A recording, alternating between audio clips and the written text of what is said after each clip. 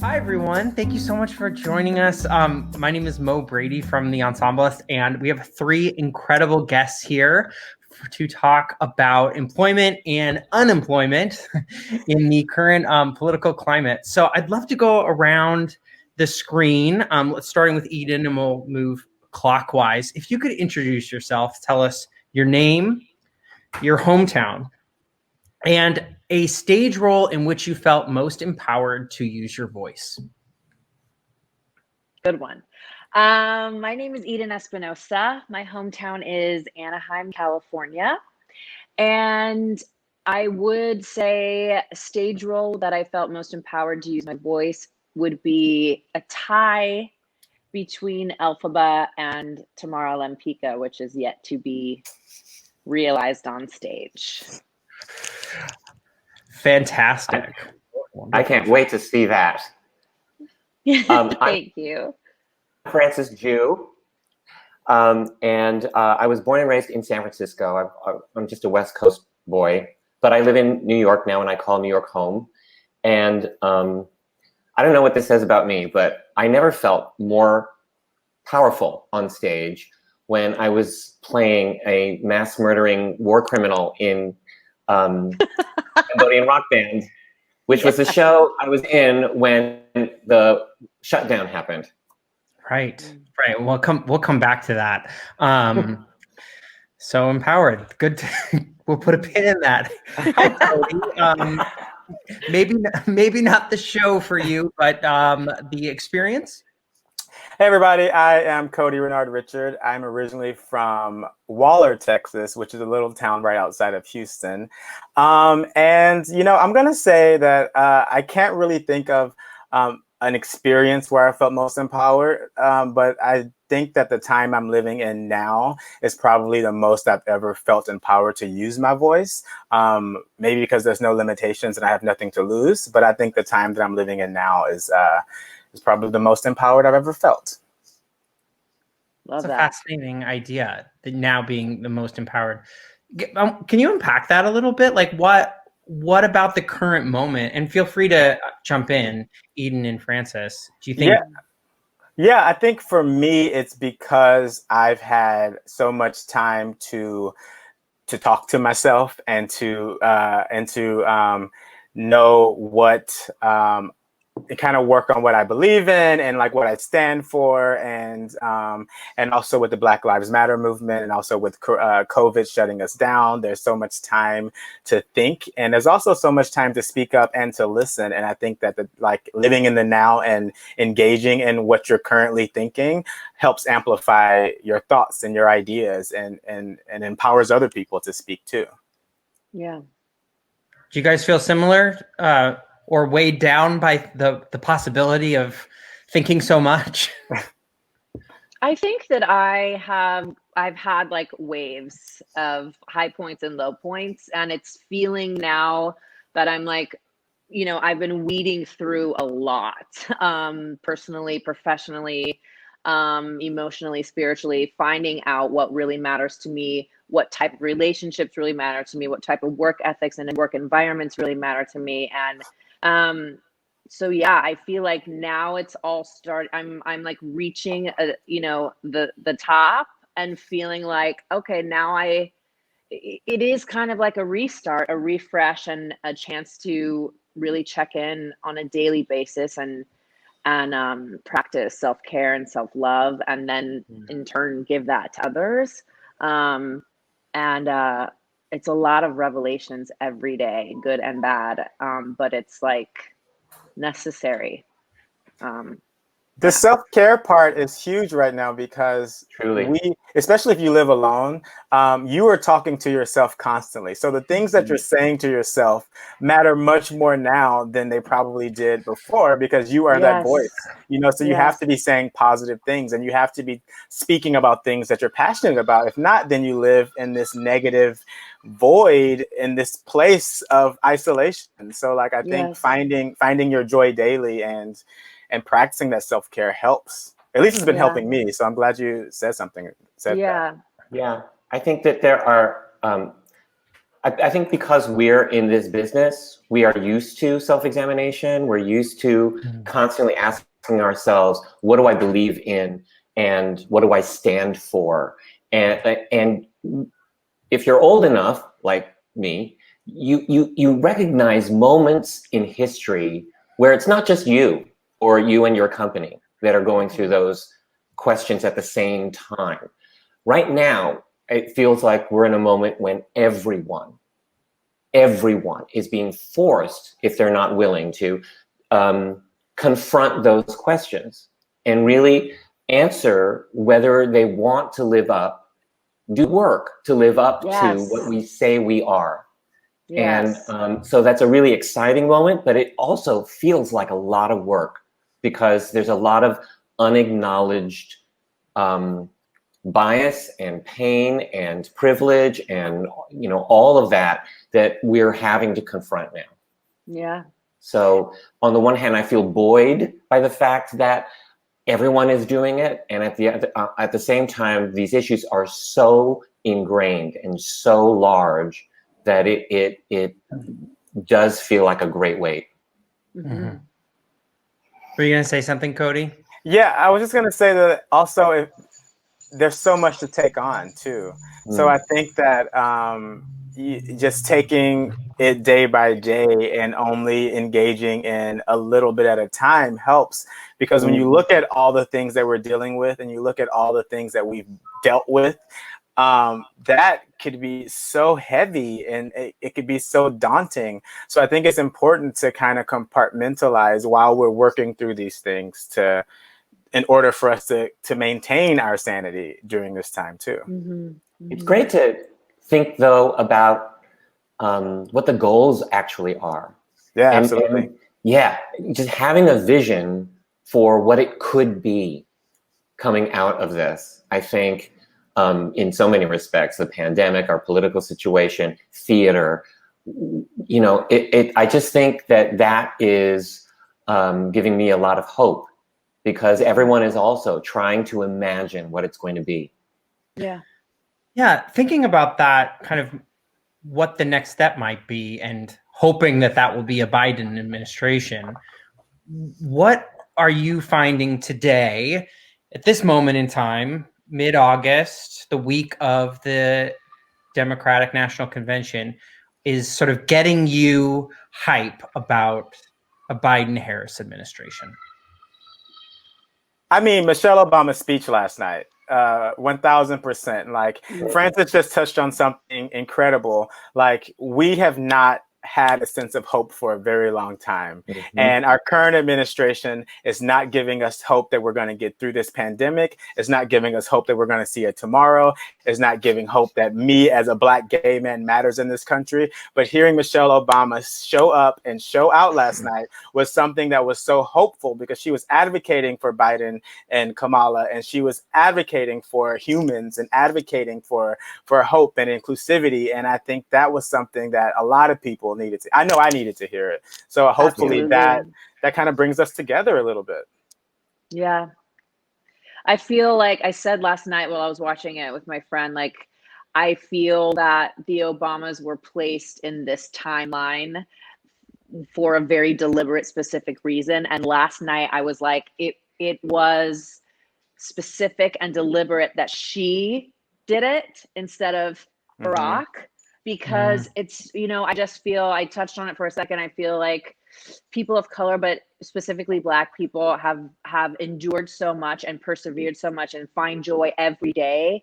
And that woman preached a word to the hearts of the American people. It wasn't just about, it was literally like encouraging and inspiring and hopeful, but also it was delivering accountability. It was delivering, like a thread to, we can do this, but you have to do the work. You have to get out there and pack your lunch and spend the night in that line. If you know what I mean, there were just so many things that I was like, woo, woo, woo. Yes. It's just so good. And it's just as to see a Black woman who was the first lady delivering this speech, it impacted me in so many ways, and it was just so right on time and necessary, and so good. And she speaks from a place of, she brings the personal to it. It's not just about being a politician and telling us what we need to hear and giving us the facts and like all of that stuff that we hear all the time. She makes it personal, and she talks about like her experience and her children's experience and like things that she sees from people that she engages with. And I think that is what makes her human. And one of the reasons why I was so hopeful from watching it last night. Yeah. I want to touch back to what you were saying, Francis, about the moment that theater shut down.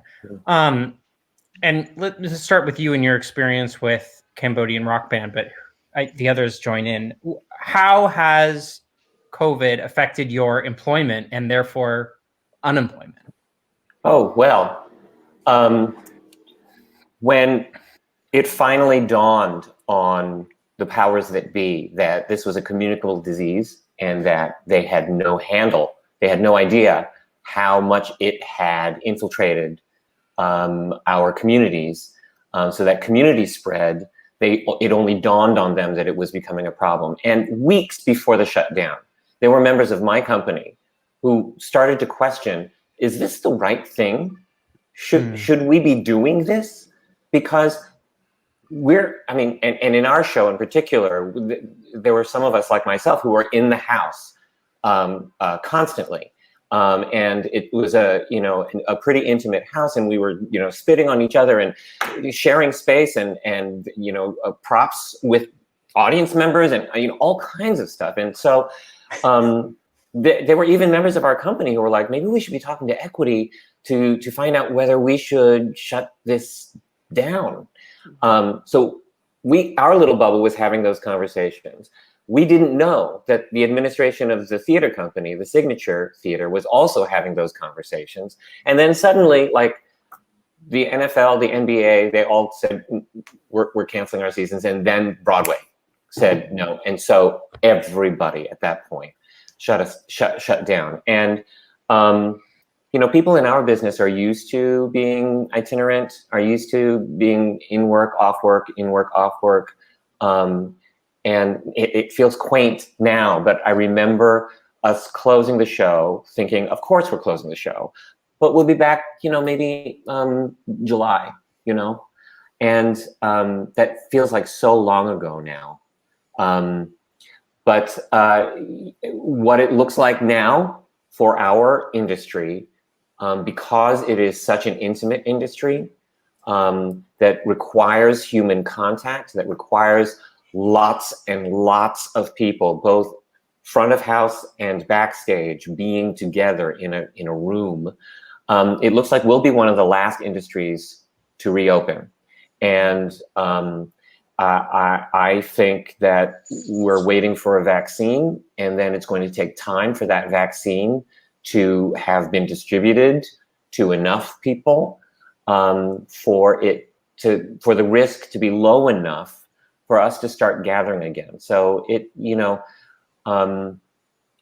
for us, who I consider essential workers in terms of not just spiritually, but we are an essential part of the economy too. We by ourselves, the arts drive over 4% of gross domestic product in this country. And then we have this enormous multiplier effect on the economy as well. We are a huge part of the supply chain in communities all across the country that go to, childcare and education and transportation and restaurants and construction and dry cleaners. There are so many different businesses attached to what we do that won't come back unless we come back. And so, I'm hopeful, but it's also a huge part of the economy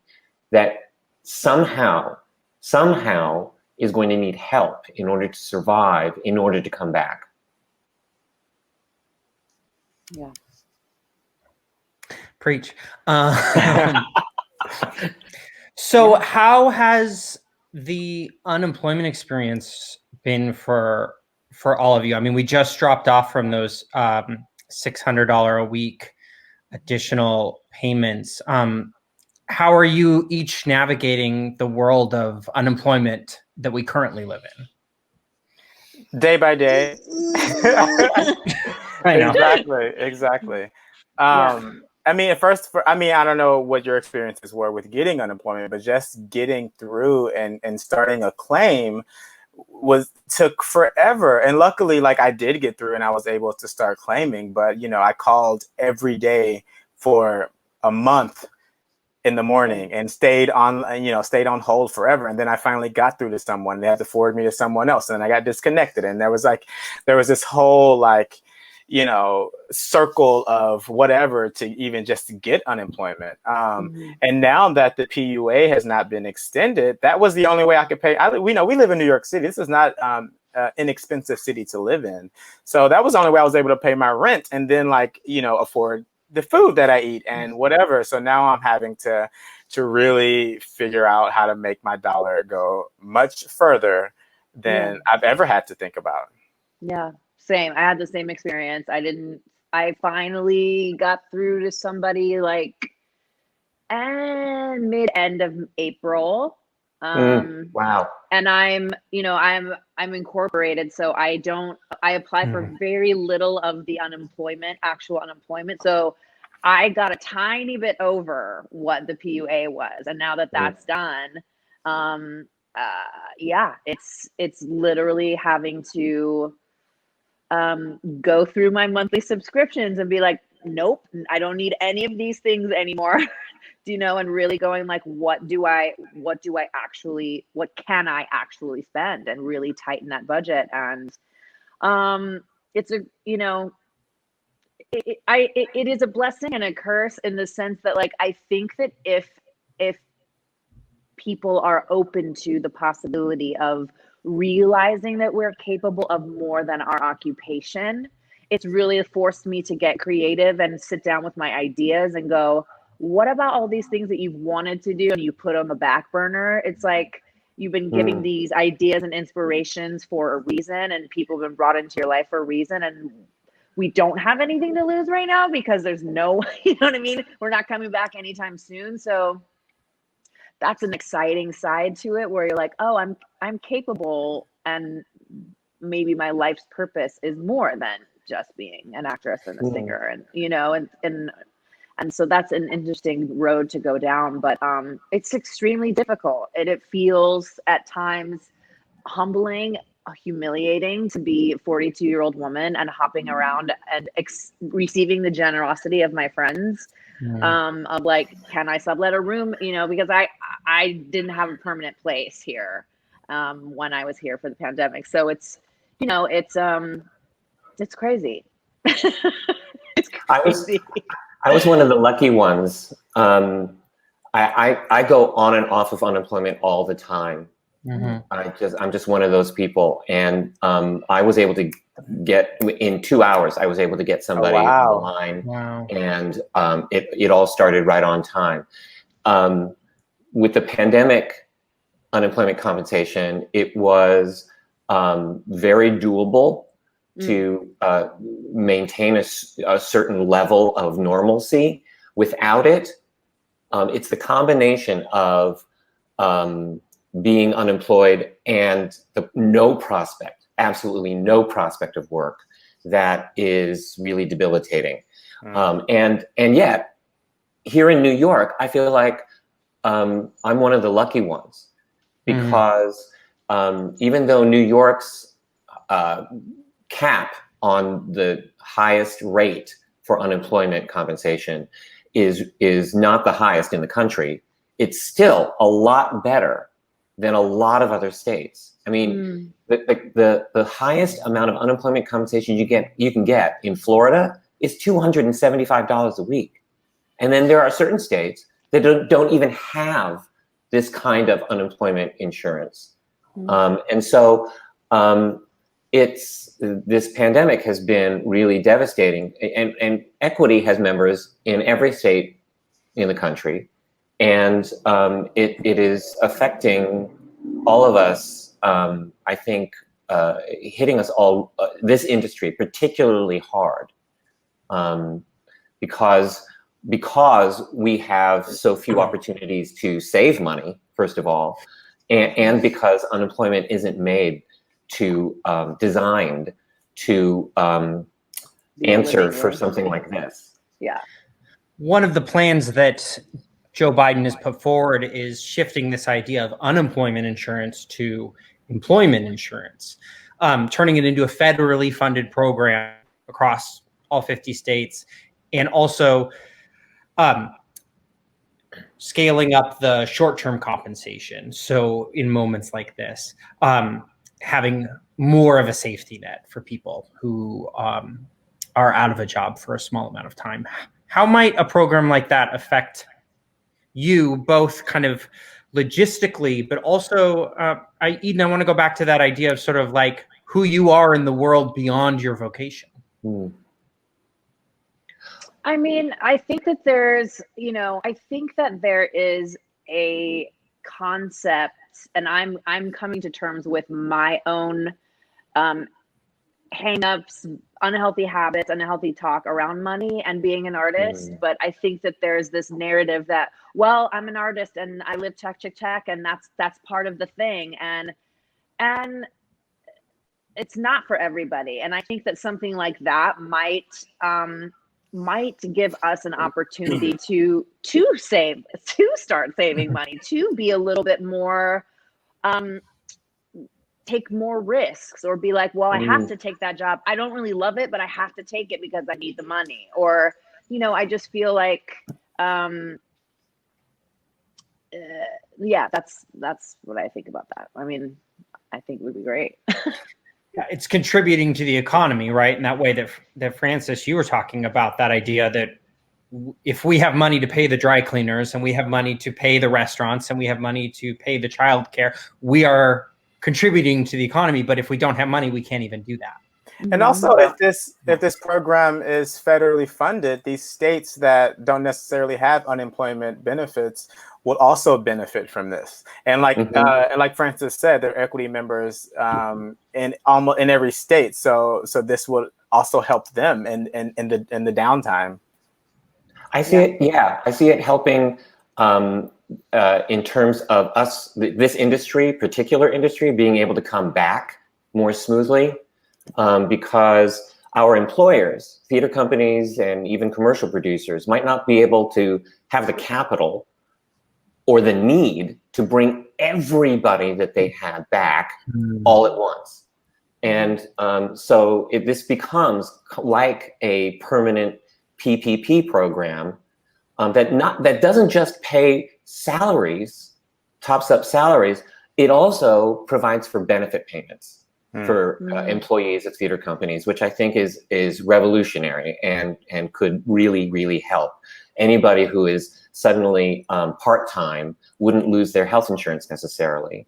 And also, I think if it passed the way that Biden envisions it, it is an automatic trigger. So if things like this happen again, if our industry is affected this way again, then there's an automatic bump, like pandemic unemployment insurance, that would help tide us over until our industry could come back, until there was employment again.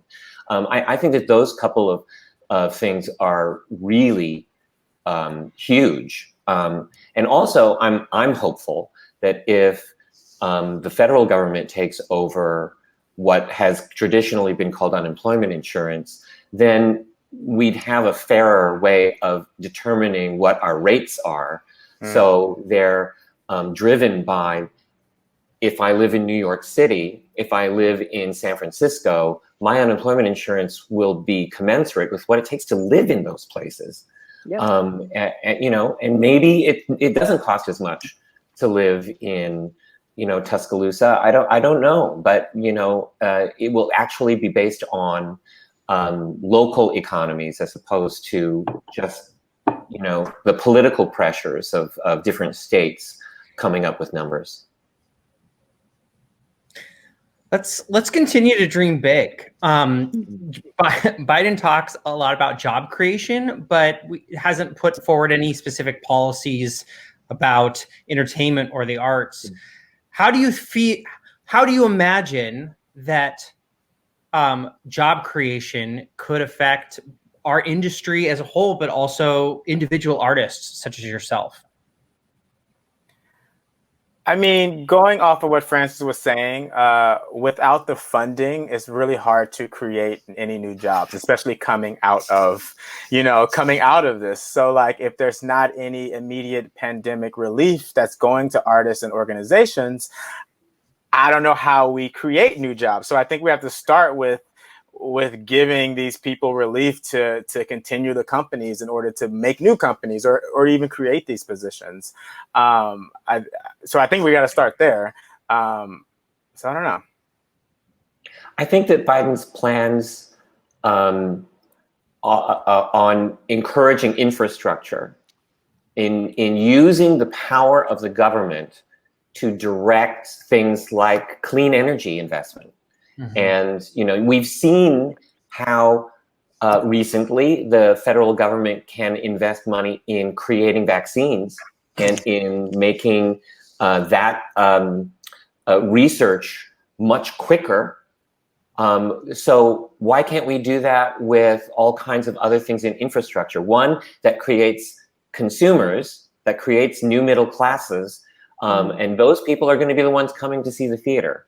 And two, what I would love Biden's campaign to do is to start thinking about how their infrastructure investment works with theater companies all across the country, because the theaters are the tent pole around which middle class neighborhoods are built. Where there are theaters, there are restaurants and schools and manufacturing, and for the theater company and for the people who go to the theater. So I think that if he's got infrastructure plans for all kinds of other things, he ought to start looking at how that expresses itself in our industry as well. I second both of these wonderful gentlemen.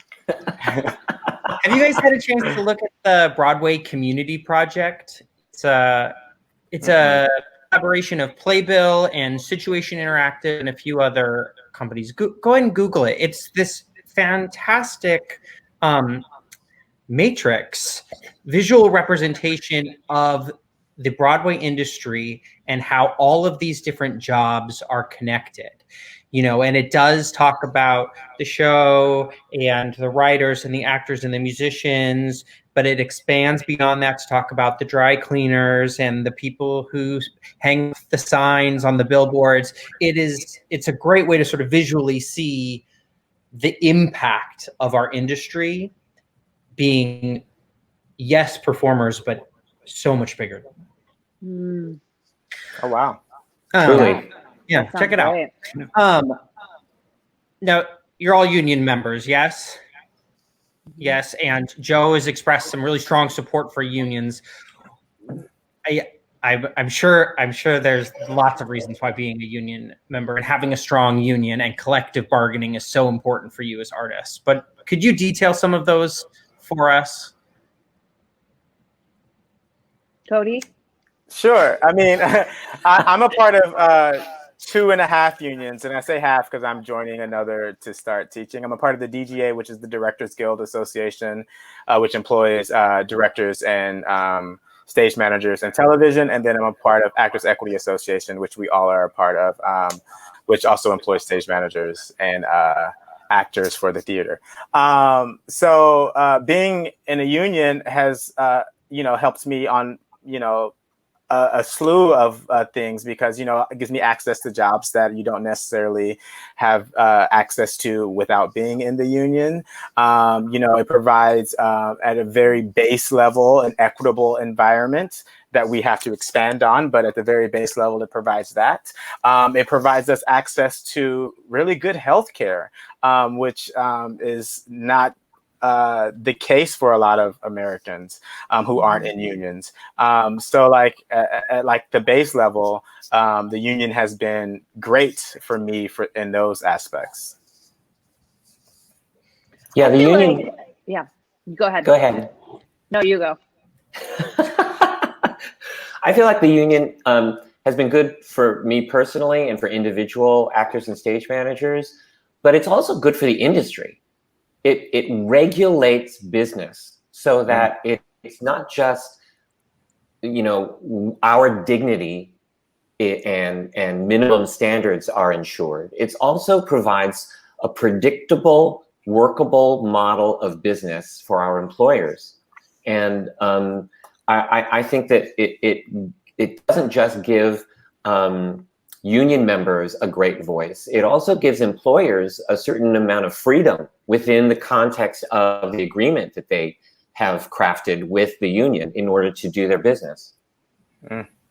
Yeah, I agree with all of that, and I think they're necessary, but I think they can do better. I think that there can be more, and I think I'm part of SAG-AFTRA, and I'm a part of Actors Equity, and I feel like, you know, and having gone to other countries and worked there, I feel like there can be more of where you said minimum, and we deserve more than minimum. Absolutely. And I feel like we as members of the unions can be and need to recognize that we have more power to be more vocal. And I think people are realizing that.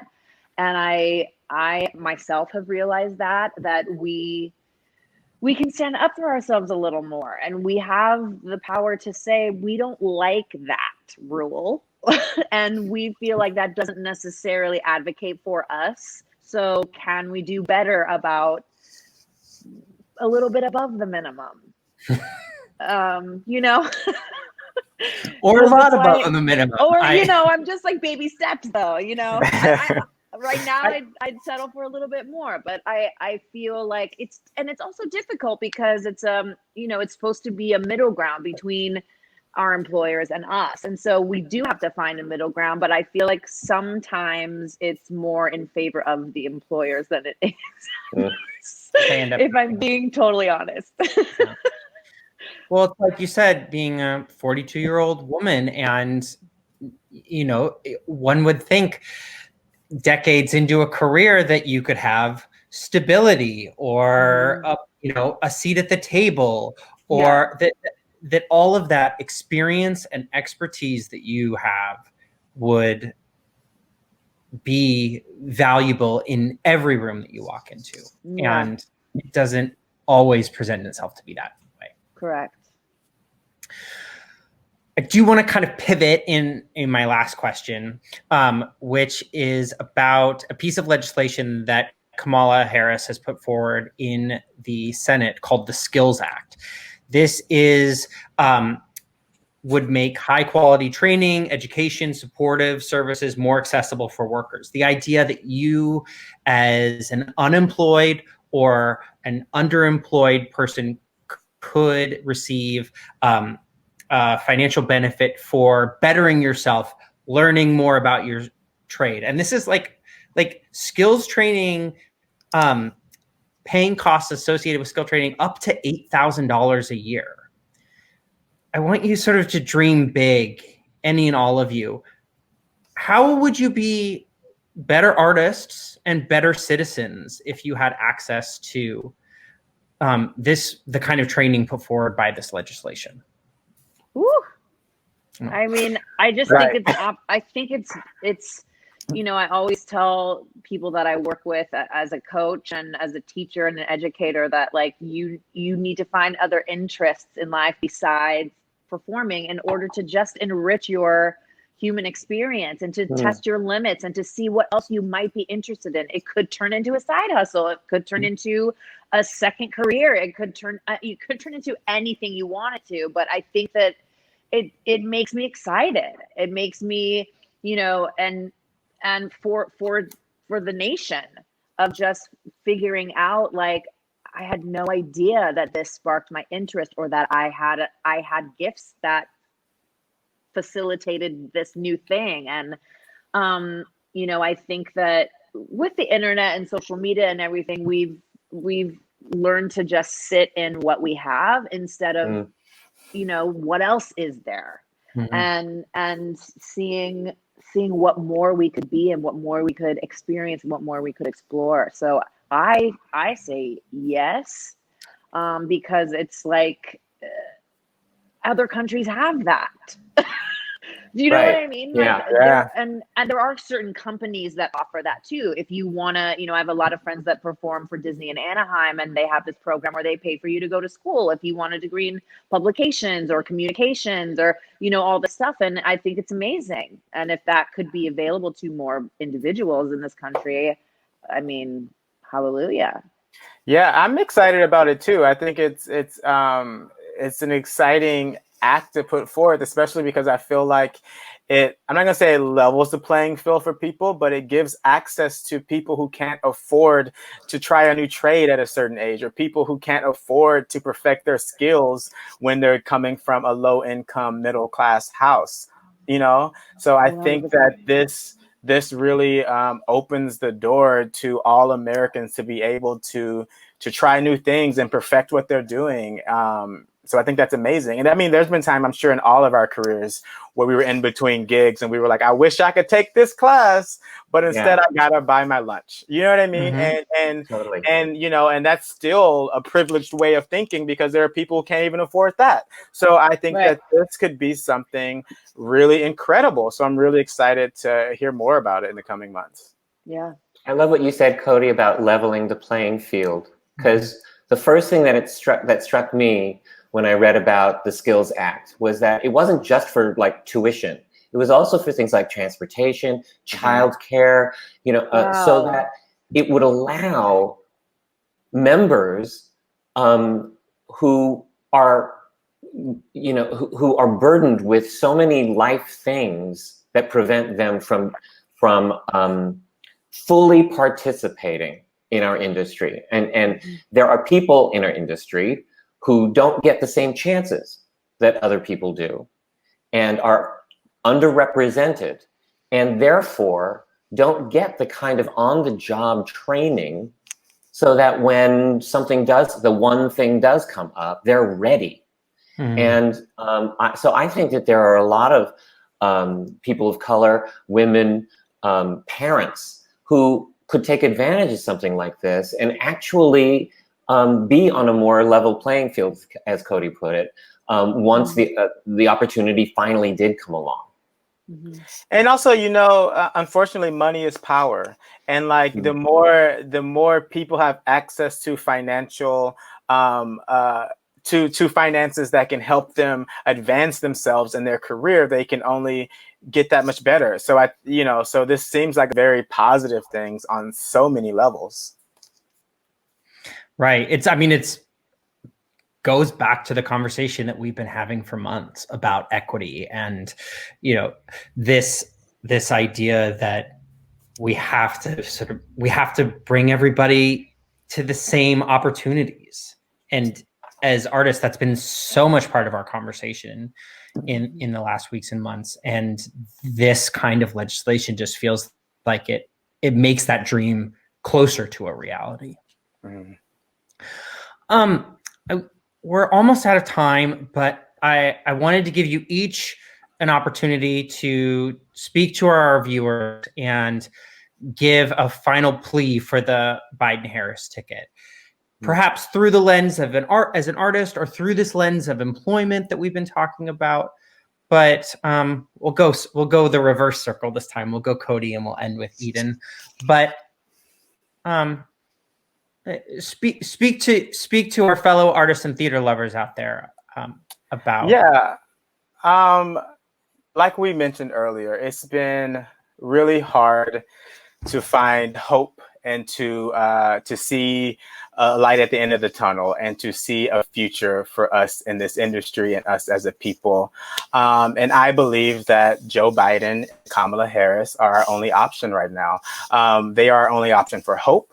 our only option for any type of positive progress, our only option to even see some of our progressive ideas happen. They're our only option for humanity to be restored. So I hope that people become passionate about evicting the current occupant in the White House and getting Joe Biden and Kamala Harris elected, because they are for the people, and that's what we need. We need people for the people in order for us to move forward. So that is why I am passionate about getting Joe Biden and Kamala in the White House, because we need them. We all need them. So that's where I'm at. Yeah. Oh, Cody, you put it so beautifully. You really did, brother. Yeah. I forget after 4 years, these last 4 years, how much I depend on hope. And I forget until moments like Cody speaking, until like the first night of the Democratic National Convention, how much hope really matters to me as an artist. When we talk about our business and we talk about equity, we talk about just wanting a fair chance. We want everyone to have the same opportunities, the same level of risk, the same level of challenge, but also the same level of just hope. And I feel like Biden and Harris give us a chance at restoring a certain level of respect for each other, and a certain level of dignity, a certain level of, here are the rules that we need to play in order to accomplish something, instead of constantly having this chaos and this panic over what the next tweet's going to be, and whose family is going to get separated next, and who's the next person to get vilified. I just feel like I want to remember what it was like when I first started acting, and when I didn't have to make a living at it even. And I was doing it because it was sharing. I was doing it because it was a spiritual connection between people. And I feel like that's part of what really motivates Biden and Harris. They take unifying the country really seriously. And so it's more than just, I want to reopen the business and I want to restore our economy. I just really want to restore our faith in what we say we believe in this country. And I think that Biden and Harris really embody that for me. Yeah. And you put it beautifully as well, my friend. I will speak to the fact that there are no perfect political candidates. There are no perfect human beings, and we can find things that we like and dislike about everybody, and they are the ticket to the future. They are the ticket to the changes that need to be made. And the thing that I'm noticing most of all about, everyone that's speaking on his behalf, on their behalf, the word decency and decent comes up a lot. And in this, I sometimes look at that word and I think of it as like, it was decent. But as I've been hearing it more and more, especially in this political climate that we've been in for 4 years, it's like decent. He is a decent man, because it is about humanity. It's not about classes. It's not about race. It's not about where you came from. It's about, we are existing on this earth together, and we need each other. And we need a leader, and we need a leader, and we don't have one, and we haven't had one. And that's why it's a breath of fresh air when you hear Michelle, when you hear Barack, when you hear Joe Biden, when you hear Kamala, when you're just like, yes, it feels like you're getting the validation and attention, and that you've been in a toxic relationship for 4 years, and somebody's finally seeing you and seeing what you need. And that's what it feels like. And that's why I am on their ticket 100%. Yeah, that's beautiful. Eden, as you explore what other things you might do besides acting, maybe running for office, I would vote for you in a heartbeat. Oh my God! Same. That's so nice. I'm always Team Eden. So you've all been so inspiring today. Thank you. Thank you each for participating, for sharing your experiences and sharing your hope with us. Like you were saying, just the hopefulness of this conversation has been a wonderful place to sit in for 45 minutes. So thank you very much. Thanks. Thank you, Mo. Thank you. Honored to be here.